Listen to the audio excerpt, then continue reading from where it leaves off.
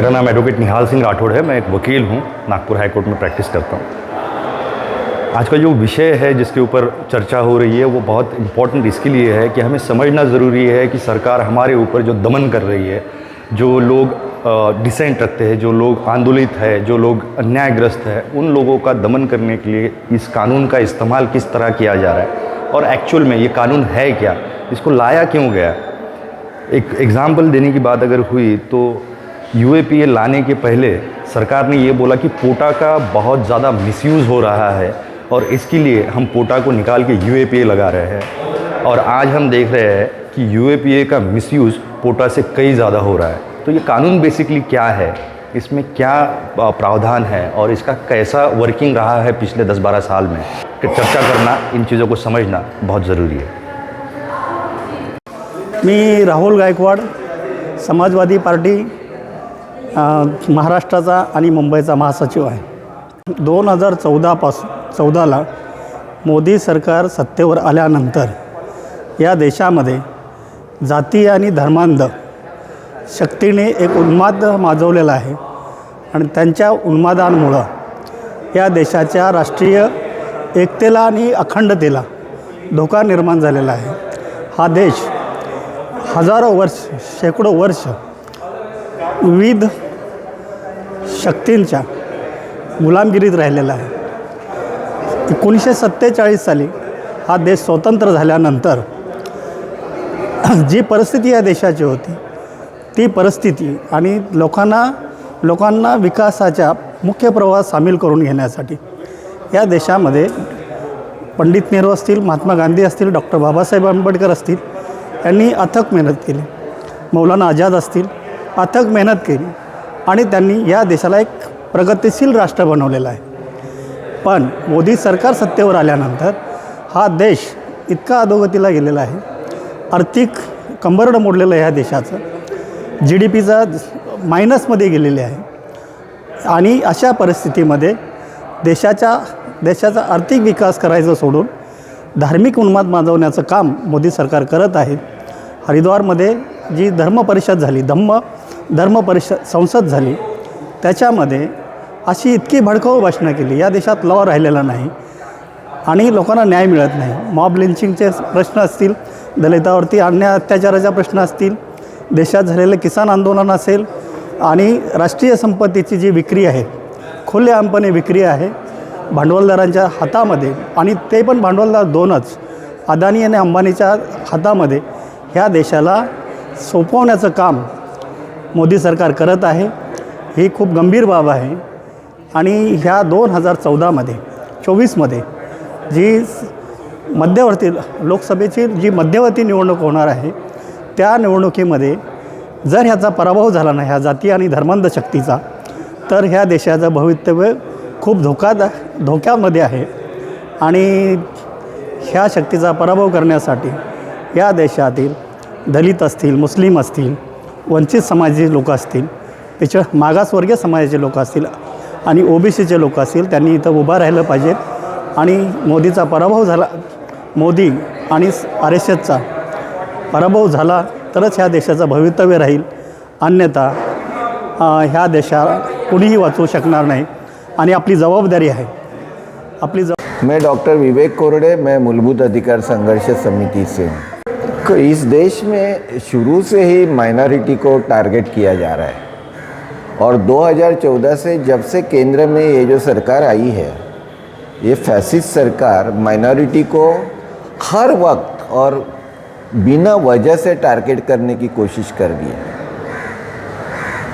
एक particular community के youths को बिना वजह से अरेस्ट किया जाता है।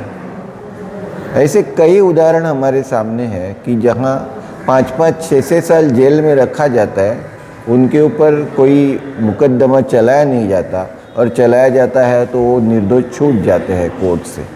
तो ये जो पर्टिकुलरली चीज़ें हो रही है वो हमारे फ्रीडम ऑफ एक्सप्रेशन का तो हनन है ही, लेकिन साथ में ही उनकी ज़िंदगी जो बर्बाद की जाती है वो हम नहीं चाहते।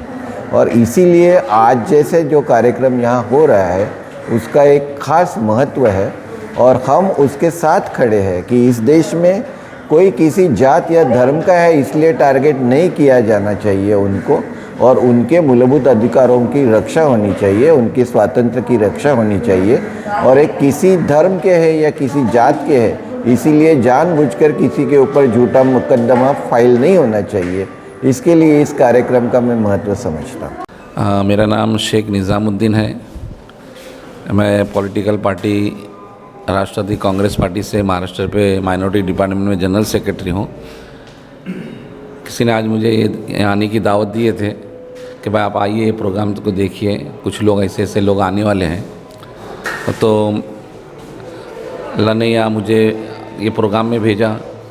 तो सबसे पहले तो एक राठौड़ जो करके एडवोकेट थे जो नागपुर से आए थे, उनकी एक बात मुझे अच्छी लगी वो कि 2004 के अंदर जो पोटा वोटा हटाकर ये यूपीए कानून जो बनाया गया और उसके अंदर पी चिदम्बरम ने कहा था कि भाई हम ऐसा बनाएंगे कानून कि जिससे लोगों को उसे गलत इस्तेमाल ना हो और ना फंसाया जा सके, ऐसा उसके अंदर हम पॉइंट डालेंगे बोले। और उसके बाद जब पी चिदम्बरम साहब को भी अरेस्ट किया गया इस कानून के तहत, तो जब उनको लगा कि ये कानून मुझे गलत तरीके से फंसाया जा रहा है, जिस तरह उन्होंने कानून बनाया था, जिस तरह उन्होंने चाल चली थी, ऊपर वाले ने उसी चाल में उनको भी फंसाया। कि बहुत से लोग ऐसे हैं कि बात कुछ सामने कुछ और करते हैं और दिलों के अंदर कुछ और चीज़ें रहती है।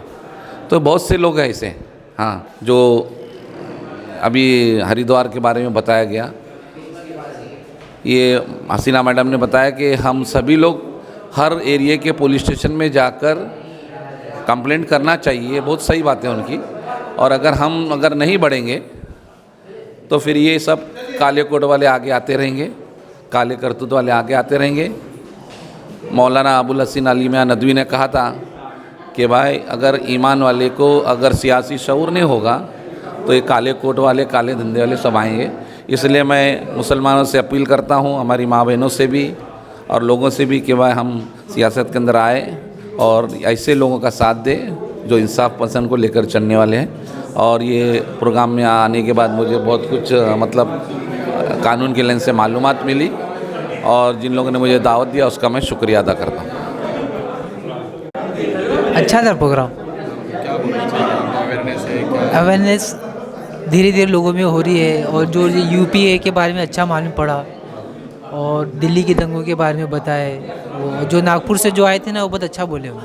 हाँ, होने चाहिए इस तरह के। वो जैसे लास्ट में जो फवाद शाहीन ने जो बोले, ऐसे प्रोग्राम और होने चाहिए जो दिल्ली से आए थे, तो ऐसे होने चाहिए प्रोग्राम। आपके मुताबिक प्रोग्राम कैसा रहा? अच्छा था, बहुत अच्छा था। और जो कानून का जो गलत इस्तेमाल हो रहा है उसके बारे में अवेयरनेस पैदा करने की ज़रूरत है। बेकसूर मजलूम लोग बिला वजह जो सलाखों के बीच में पीछे पड़े हुए हैं, आखिर उनका कसूर क्या है? कि हुकूमत पे तनकीद करना कोई चोरी है कि दहशतगर्दी है? इस तरह के ख़तरनाक जो दिफात उन पर लगाए गए हैं। तो ये कुल मिला के जो कवानीन है ना, ये सिर्फ लोगों सियासी तौर पे इस्तेमाल हो रहा है। सियासी मुखालफिन का मुंह बंद करने, हुकूमत पे तनकीद करने वालों के ख़िलाफ़ इस्तेमाल हो रहा है। तो हम चाहते हैं कि इस कानून को ख़त्म किया जाए और इसके बारे में ज़्यादा से ज़्यादा लोगों को अवेयरनेस होना चाहिए, बेदारी आना चाहिए। और यहाँ के प्रोग्राम में हमको बहुत ही अच्छा लगा, सारी तकरीरें अच्छी लगी, जज साहब ने भी अच्छा कंक्लूड किया है। तो बहुत ही अच्छा मालूमाती प्रोग्राम था।